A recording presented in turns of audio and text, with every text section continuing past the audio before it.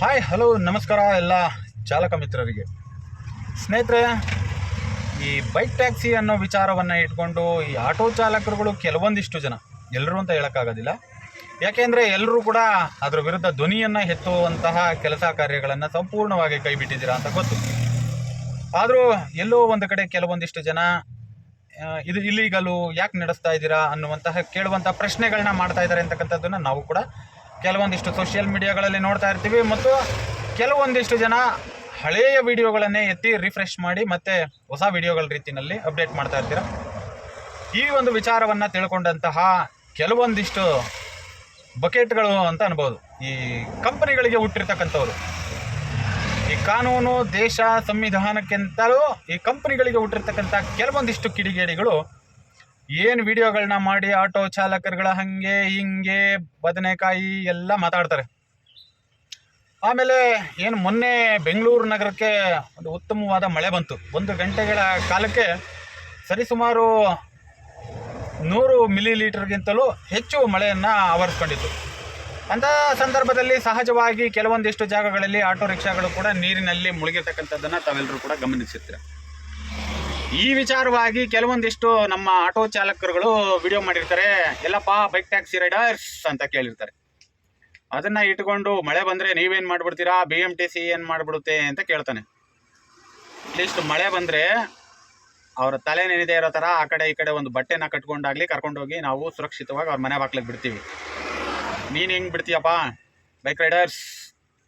ಅದರಲ್ಲೂ ಈ ಯಾರೋ ಒಬ್ಬವನೇ ಮೆಂಟಲ್ಲು, ಅವನು ಏನ್ರಿ ಅವನು, ಅಯ್ಯೋ ಏನೋ ಕಂಪ್ನಿ ಸಂಬಳ ಕೊಟ್ಟು ಕೆಲಸಕ್ಕೆ ಇಟ್ಕೊಂಡಿದ್ಯೇನೋ ಅನ್ನೋ ಥರ ಮಾತಾಡ್ತಾನೆ ಅವನು.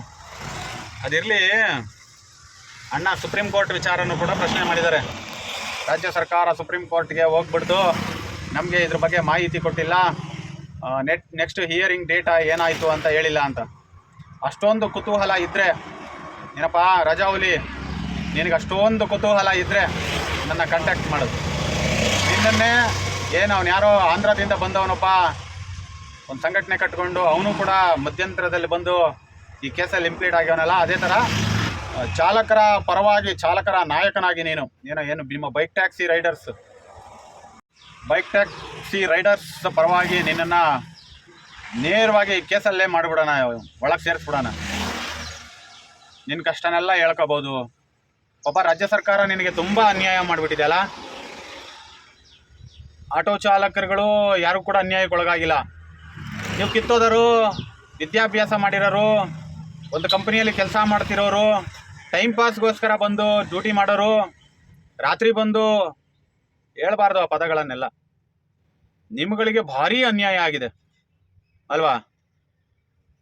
ಲೇ ಅಣ್ತಮ್ಮ, ಒಂದು ವಿಚಾರನ ಅರ್ಥ ಮಾಡ್ಕೊ. ಒಬ್ಬ ವ್ಯಕ್ತಿಗೆ ಕೆಲಸ ಇದೆ ಅಂತಂದ ಮೇಲೆ ಅವನು ಆ ಕೆಲಸವನ್ನು ಗೌರವದಿಂದ ನಡೆಸ್ಕೊಳ್ಬೇಕು. ಅದನ್ನು ಬಿಟ್ಟು ಟೈಮ್ ಪಾಸಿಗೆ ಮಾಡೋದಕ್ಕೆ ಇದು ಪುಕ್ಷಟೆ ಬಿದ್ದಿರತಕ್ಕಂಥದ್ದಲ್ಲ. ಆಮೇಲೆ ಆಟೋ ಚಾಲಕರ ಬಗ್ಗೆ ಮಾತಾಡ್ತೀಯ, ನಾವು ಕಾನೂನಿನ ಚೌಕಟ್ಟಿನ ಒಳಗಡೆನೇ ಕೆಲಸ ಮಾಡ್ತಕ್ಕಂಥವ್ರು. ತಪ್ಪು ಮಾಡಿದರೆ ಶಿಕ್ಷೆ ವಿಧಿಸೋದಕ್ಕೆ ಕಾನೂನುಗಳಿದೆ. ನಿಮಗೆ ತಾಕತ್ತಿದ್ರೆ ಕಂಪ್ಲೇಂಟನ್ನು ಕೊಟ್ಟು ಆ ಶಿಕ್ಷೆಯನ್ನು ಕೊಡಿಸುವಂಥ ಕೆಲಸವನ್ನು ಮಾಡಿ. ಅದನ್ನು ಬಿಟ್ಟು ಸೋಷಿಯಲ್ ಮೀಡಿಯಾ ಇನ್ಫ್ಲೂಯೆನ್ಸರ್ಗಳ ಥರ ಬಂದುಬಿಟ್ಟು ಆಟೋದವರು ಹಾಗೆ ಹೀಗೆ ಅಂತ ಭಾಷಣ ಮಾಡೋದಲ್ಲ, ಆಯಿತಾ?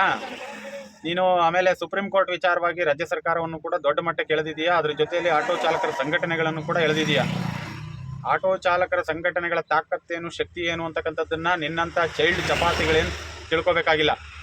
ತಿಳ್ಕೊಳ್ಳುವಂಥವ್ರಿಗೆ, ಸರ್ಕಾರಗಳಿಗೆ, ಅಲ್ಲಿ ಕೂತಿರೋ ಅಧಿಕಾರಿಗಳಿಗೆ ಗೊತ್ತಿದೆ ಆಟೋದವರು ಎಷ್ಟು ಸೌಮ್ಯ ಸ್ವಭಾವದಿಂದ ನಡ್ಕೊಳ್ತಾರೋ, ವೈಲೆಂಟ್ ಆದರೆ ಯಾವ ರೀತಿಯಾಗಿ ಉತ್ತರ ಕೊಡ್ತಾರೆ ಅಂತಕ್ಕಂಥದ್ದನ್ನು ಈ ಸರ್ಕಾರಗಳು, ಅಧಿಕಾರಿಗಳು ಎಲ್ಲರೂ ಕೂಡ ಕಂಡಿದ್ದಾರೆ, ಆಯಿತಾ? ನಿನ್ನಂಥ ಅವ್ರೇನು ಬಂದು ಹೇಳಿಕೆ ಕೊಟ್ಟು ನಾವೇನು ಕಲಿಬೇಕಾದ ಅನಿವಾರ್ಯತೆ ಏನಿಲ್ಲ, ಆಯಿತಾ?